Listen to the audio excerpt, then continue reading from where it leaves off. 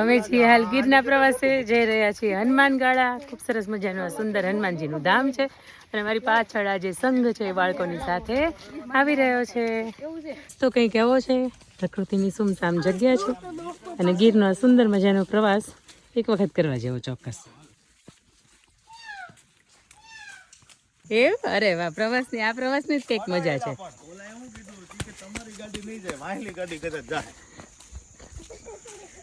આ શહેરીજનો થાકી જાય, અહીં મેકઅપ કરીને આવવાની મજા નથી, અહીંયા એમને નીકળી જવાની મજા છે. જો આ બાળકો, આહા આહા શિવ,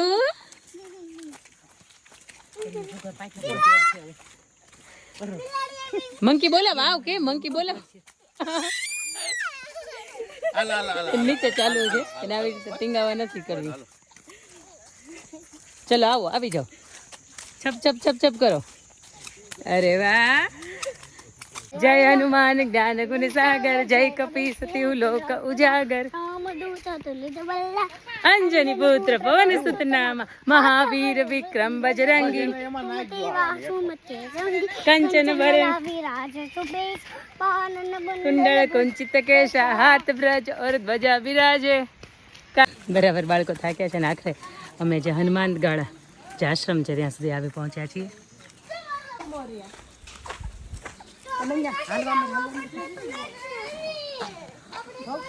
પેલો આશ્રમ હતો ને તો અમને એવું હતું કે આશ્રમ છે ને આવી ગયું એમ, પણ અહીંયા આવ્યા પછી ખબર પડી કે હજી 1 કિલોમીટર આગળ છે. આવો તમને રસ્તો તો હું બતાવું.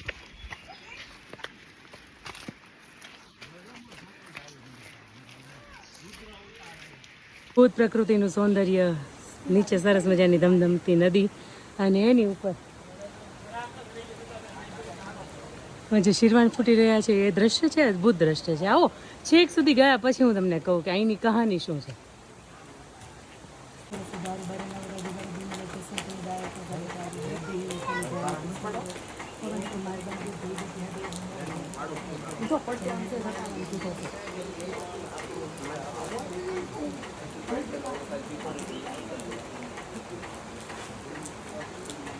शारद सहित અહીં जब कुबेर दिगपाल जहाँ ते कभी कोबित कह सके कहाँ ते तुम उपकार सुभी वही किन्हा राम मिलाए रजपद तुम्हार मंत्र विभीषण माना लंकेश्वर भय सब जग जाना जुग सहस्त्र जो जन पर भानु लिल्योता ही मधुर प्रभु मुद्रिका मेलि मुख माही जल दिलांदी गए चरज नाही दुर्गम काज जगत के जेते सुगम विनुद्रा तुम्हारे राम दुआरे तुम रखवारे. जय श्री राम.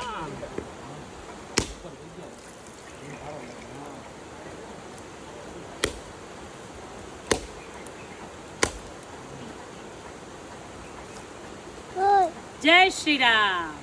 અને અંતે આ ગીરની અંદર આવેલું હનુમાનગાળા ભેખવાળા દાદાના ધામ ઉપર અમે આવી ગયા છીએ.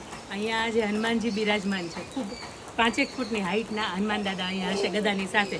અને અહીંનો ઇતિહાસ ખૂબ સરસ મજાનો છે, ખૂબ રસપ્રદ છે અને ખૂબ ઐતિહાસિક મહાભારત કાળનો છે. અને ઇતિહાસ કંઈક એવો છે કે એક વખત જ્યારે ભીમ છે એ જંગલની અંદર જાય છે અને જંગલની અંદર જતાં જતાં એક પાણી જેવું, નદી જેવું આવે છે અને ત્યાં નાળાની પાસે એક લાંબો એક પથ્થર જેવા આકારની અંદર હનુમાનજી છે એ સૂતા હોય છે. અને ત્યારે ભીમ છે એ એવું કહે છે કે મને એક જવાની જગ્યા કરી આપો એમ. અને ત્યારે હનુમાન દાદા એવું કહે છે કે મારું પૂંછડું તું ઉપાડી દે એટલે ભીમ હું તને જગ્યા કરી આપું. અને ત્યારે પૂંછડું જેવા ઉપાડવા માટે ભીમ જાય, ભીમને ખૂબ અહંકાર હતો, પોતાની પાસે બળ હતું, શક્તિ હતી એનો, પણ જેવું પૂંછડું ઉપાડવા ગયા એટલે પૂંછડું ઉપડ્યું નહીં. અને ત્યારે સાક્ષાત પોતે 2 હાથ જોડીને વંદન કરે છે કે દેવ આપ જે પણ સ્વરૂપમાં છો મને સાક્ષાત તમે દર્શન આપો. અને ત્યારે હનુમાનજીએ ભીમને જે દર્શન આપ્યા હતા અને એનું અહંકાર ઓગાળ્યું હતું એ ધામ એટલે હનુમાન ધામ. ચોક્કસ આપ ગીરના પ્રવાસે હોય તો ચોક્કસ આ મુલાકાત લીધા જેવી છે. ખાંભાથી થોડુંક આગળ આવેલું હનુમાનગાળાની અંદર પ્રકૃતિના આનંદની સાથે, આ સૌમ્ય વાતાવરણની સાથે જે આનંદ છે, જે નિજાનંદ છે, અદ્ભુત છે. આપના જીવનની અંદર પણ જો અભિમાન હોય તો હનુમાન દાદાને પ્રાર્થના કરીએ કે આપનું એ અભિમાન છે એ ઓગાળે અને સાક્ષાત આપને જે પ્રકૃતિનું દર્શન છે એ કરાવે. આપને સૌના મંગલ મનોકામનાની સાથે, આપ સૌના સારસ મજાના આયુષ્યની સાથે, મંગલ મનોકામનાની સાથે. જય શ્રી રામ.